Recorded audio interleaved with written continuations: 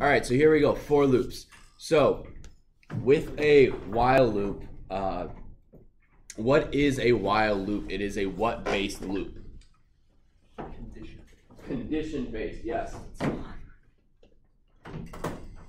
And what does that mean? What does a condition-based loop mean? Van. It keeps looping as long as a certain condition is met.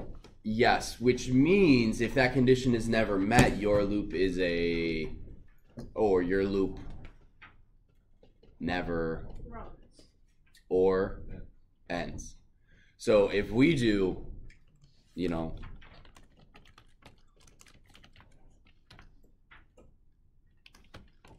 is this ever going to end, this loop? No. No, because why? It's always true. It's always true. I never change true. Now I might be able to do false. Nope. So it's very easy to do an infinite loop with while loops. It is, I would say, near impossible, because I won't say it is impossible, because I'm sure some clever coder could do it. But with for loops, a for loop is a count-based loop.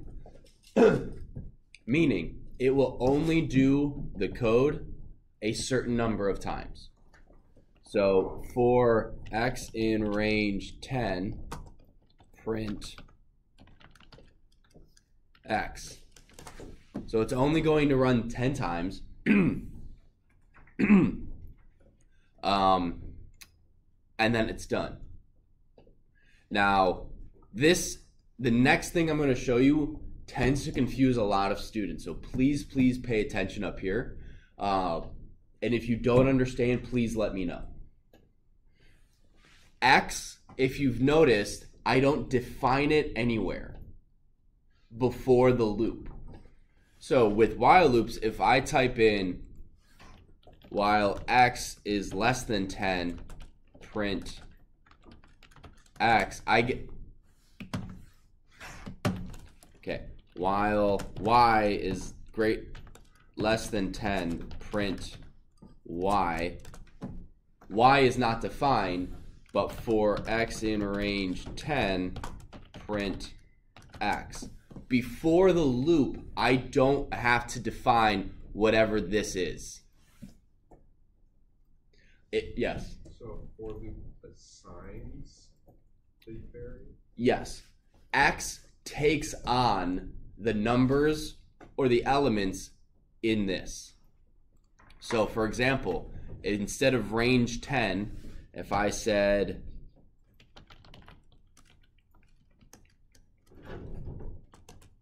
it prints out the individual letters. If I type in, it's typically range or letters.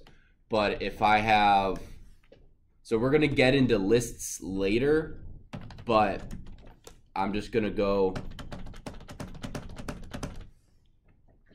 so we're going to go edge of the, these are some weird names, but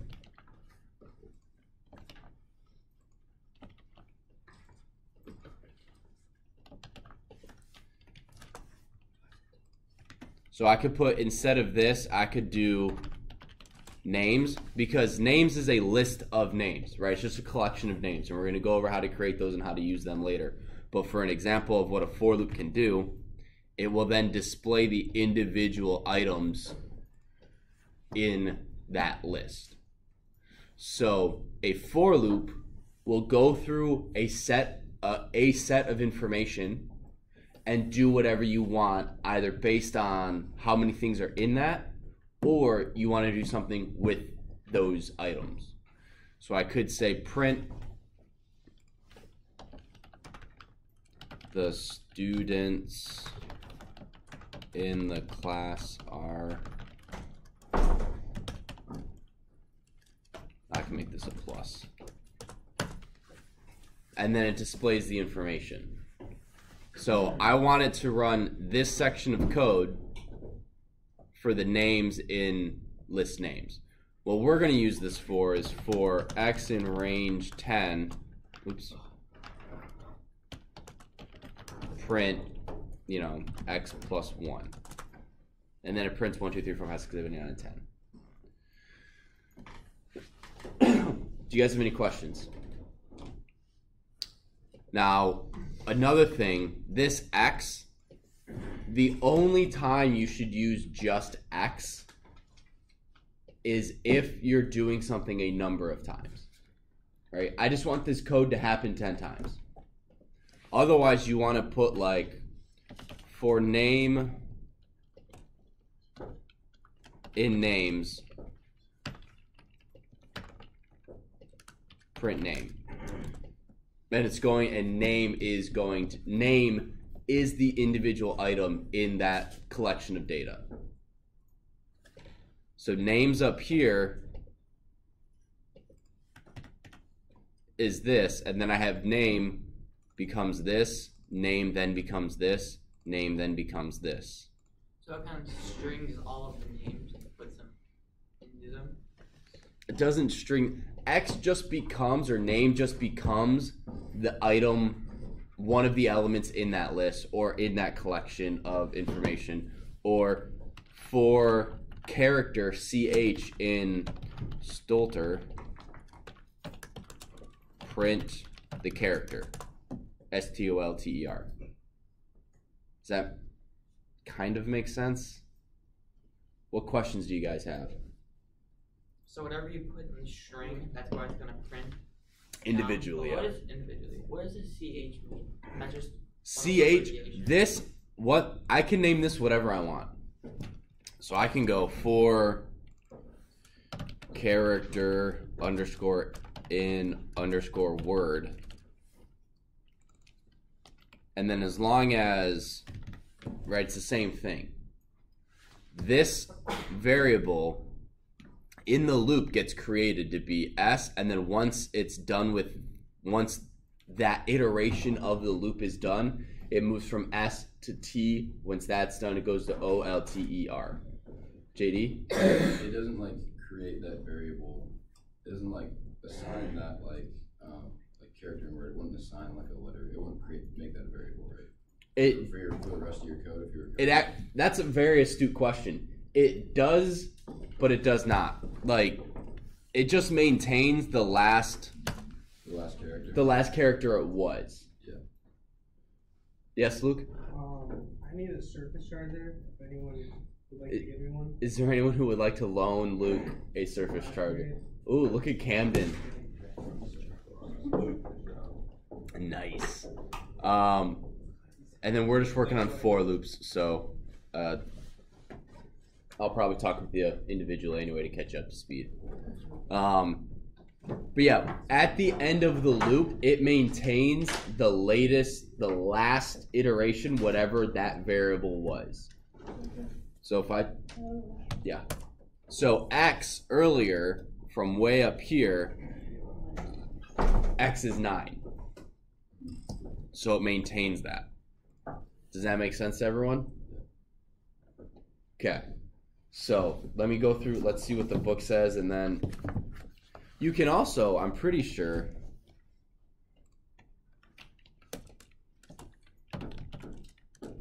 yeah, you can use break in here too. Let's see, continue probably works too. But we don't want it there. Print what's up. Yeah, so break and continue work as well. So when would that be a good thing to use? Well,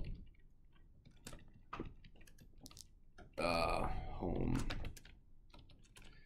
If C8 or if character and word equal S break, or you know, we'll do continue there. Continue.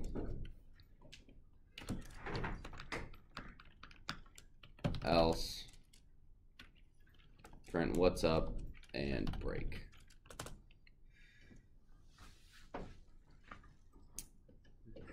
So does that make sense? I feel like half of you guys are just going, yeah. And I know you guys have questions. Seems all like scattered. What? It seems really scattered apart. What does? It automatically does that. Oh, The indents? yeah, like the continuously centered. Yeah, the indents. If you're in the shell like I am right now, it just does that. For you guys, it would look. You know, if I did this in here. Okay, yeah, that makes sense. So when you have character and word equals S, and then you have continue. Yep. So what does the continue do? The continue starts the loop over. Oh, so read does it? Yeah. So If you didn't get the right code, or didn't put the right information in. yes and no. So a break and continue allow you to control the flow of a loop. So if a certain condition is met, you can either start the loop over or you can jump out of the loop right then and there. So an example for that is, let's do a while loop real quick. So X is input name or whatever, it doesn't matter. While X equal yes. Actually, no, let's do while true. While true, if X equal Zach, we instantly want to break out of that loop, or elif X equal Caleb. We want to continue. Gosh, I cannot spell. Continue. Elif X equal Josh.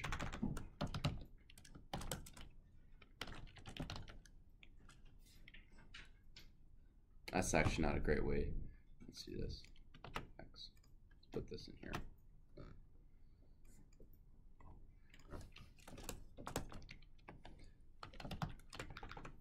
Elif X equal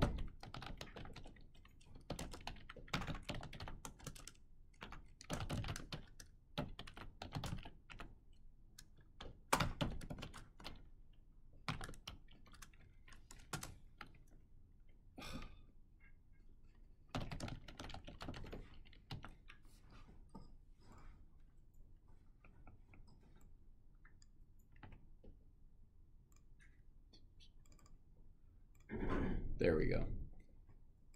So this loop will never end. And if I type in Caleb,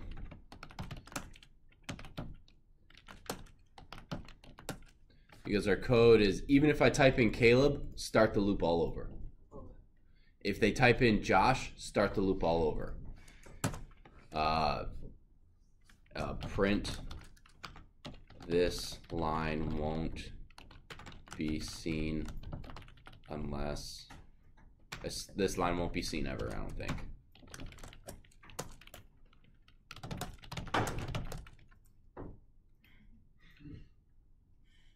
All right, maybe I was wrong. Cause it, oh no, hang on. It'll, if I type in any of these names, it won't be seen. So if I type in Caleb or Josh, right? Because if I hit Caleb, what it does is it immediately jumps back to up here. It ignores all of this. If I type in Caleb or Josh, it gets to the continue line and then it bounces back up. But if I type in Zach, it then immediately breaks out. So this line is never seen. It does welcome, right? Yeah, it goes from right here, this break line, because I typed in Zach. If X equal Zach, the line is break, so then it jumps out and comes down to the next line that is even with the while loop. Yes, Luke. So then if we type in Carter, would it jump down to welcome plus right? Yep, same exact thing. So let's run this. So why wouldn't, if you typed in like Zach or Carter, it wouldn't go to that? You will never see this line or whatever. Because break ignores the rest of the loop. It just says, nope, break, we're breaking out of this loop, we're done, we're jumping ship. And is that the print part of the loop because it's like indented with the LL statements? All of these lines, because they're indented once, are all a part of this while loop. Does that make sense? So break and continue allow you to either start a loop over and ignore the rest of it, or to jump out of the loop and ignore the rest of it. So it just gives you more control inside of a loop. And you can use these same break and continues in a for loop. So if you're like, oh, if someone's name is this, you know, I don't know, if we're doing, no, that's stupid. I don't really know. I don't know what you could use it with a for loop off the top of my head. But anyway, you guys understand while and break and continue? Do you guys have any questions on them? If you do, please raise your hand. Okay. So for loop is so a while loop is a condition-based loop. What is a for loop?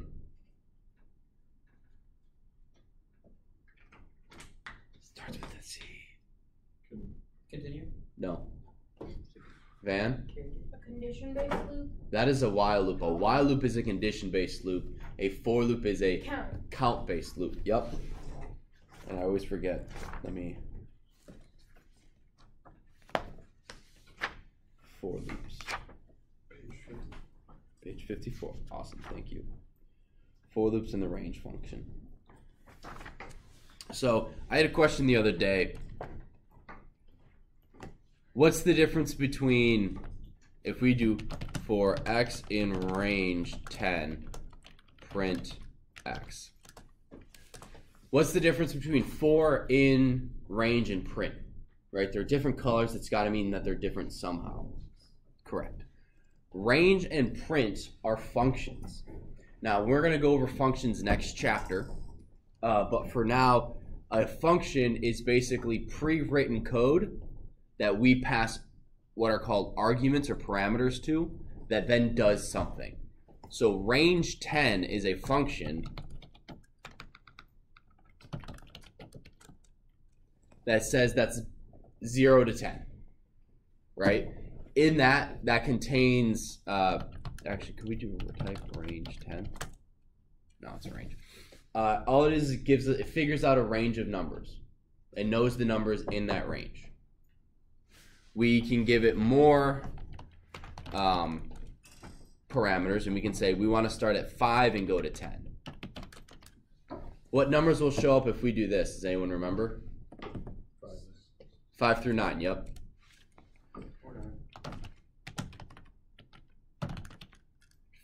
5 through 10. 5 through 9. Why is that? Van. Because it includes the first number in the range, but not the last number. Yes. Does anyone have any idea why that might be? The base system, like is it like a 32-bit sort of versus a 64-bit? No. If I had to guess, I probably should have researched this answer, but if I had to guess, because if you don't give it a number, range 10, that's going to give you the first 10 numbers. And the first 10 numbers in computing start with 0. Almost everything starts with 0 in programming.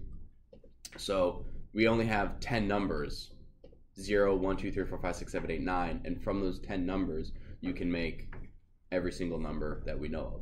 And with base 2, 0 is 0 and 1 is 1.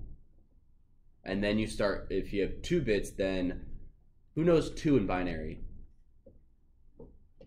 Dan? 1 0. 1 0. What's 3? 1 1. 1 1. So I think it has something to do with that, because binary starts at 0 and everything is 0. It has to start at 0. So it has to include that first number. And then it goes, well, if you include the first number, 5, 6, 7, 8, 9, that gives you 5 numbers. So say if you put like 100 and then put the second number as 200, then it'll list just 100 through 200. Yep, 100 to 200. Now, what if I want every odd number or every even number or every other number? Yes, Josh?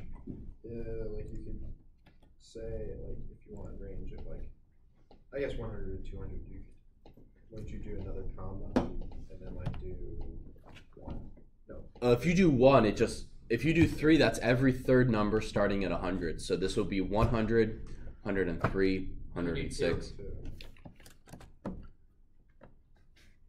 So 100, 103, 106, 109, 112, 115, 118, 121. Yeah. Why is there a 124? What do you mean, why is it 124? I thought that was supposed to give you every. Wait, No, never mind. we're just going up by No, we're 3. going up by 3. Yeah, we went up by 3. I thought we were going by even or odd numbers. Oh, no. So a range is a function that can accept multiple types of arguments, and based on what you give it, it will output something else. We're going to cover functions, and we're going to start writing our own functions next chapter. But that's why print and range are different than for and in. For and in are basically keywords that tell Python to do, that have predetermined, you can't change them, So and or not for in as if, elif, else. So all these are keywords in Python that mean certain things that you can't change. There's nothing you can do. If is always going to stand for if, and if is always going to do this certain thing. Invalid syntax. Range is different because I can affect the outcome and I can change what it does because it's an actual function that that takes what I give it and does something with it. Does that make sense? So any word that is immediately followed by parentheses is a form of a function. Currently, we only really know print and range, or random or rand range. I need to go over more random things you can do. So anything followed by parentheses like that is it's a function. Who can tell me what this error stands for? This is one we haven't seen before, but I think you guys can figure it out. So I'll give you guys about 30 seconds to read it and think through it. Yeah, the error says type error, range expected, 1 arguments, got 0. Let's see. Who doesn't want me to call on them? That's more who I want to call on. Yeah, man, I don't want you to call on me, sir. Nope, do not call on me. Matthew. It needs an argument because the computer needs an argument to display something, because if you just tell it to display a range, it doesn't know what you mean. Exactly. It's expecting at least 1 number, and we've given it 0. So we have to give range at least 1 number in order for it to actually do its job. But if you take away the range, there is still a syntax. Yeah, you can ignore that. That was just these are a bunch of keywords, and I have a list of all of the keywords in my other Python book, which is basically don't ever name a variable this. Because you don't want to name a variable and, because that's, who remembers the name for and? It's both, like you have to enter in both of them. Like the name of what it is. Yeah, the name of what it then is. You can either enter in one or the other. What? There you go, Boolean operator. Okay. Do you guys have any questions so far? All right. So what I want you guys to do is to write, let's see, a for loop that goes through a range of numbers, you get to pick, and displays that number. I want you to do a for loop that goes through a string and displays those the characters in the string.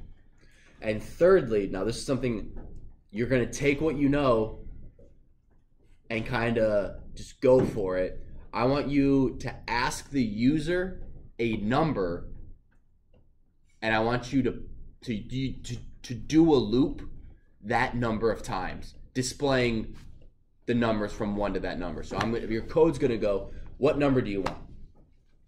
50. And then your code needs to display numbers 0 through 49.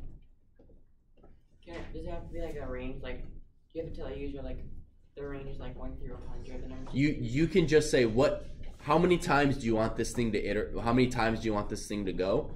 And you type in 50. You need to then use what you know of in coding to then have that for loop go 50 times. And we're gonna go over this afterwards.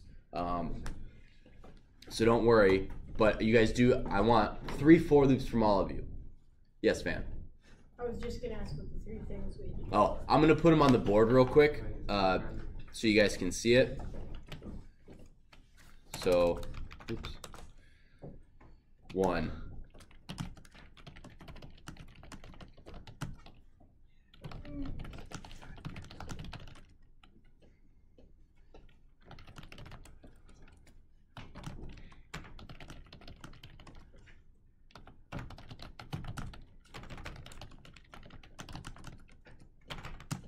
In a string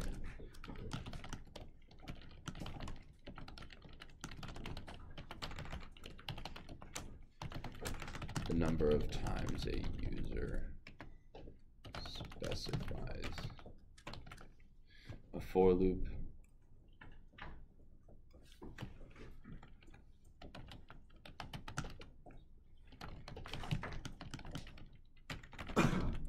so the first one is a for loop that will display the numbers in a range. So 10, you need to go 0 through 9.